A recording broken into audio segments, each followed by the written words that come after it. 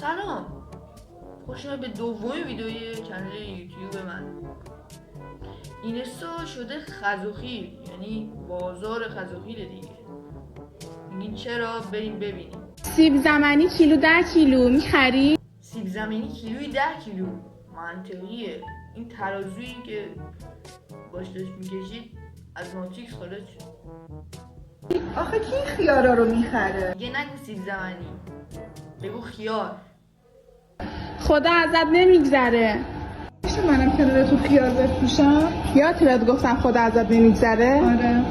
من دیگه سیب زمینی نمیفروشم، من پولدار شدم.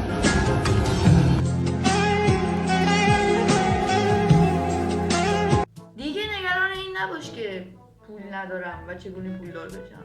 با بساط کردن در خانه خود و فروش سیب زمینی، نه خیار، پولدار شوید. برای همین بود که گفتم اینستا شده بازار خزوخیل. پس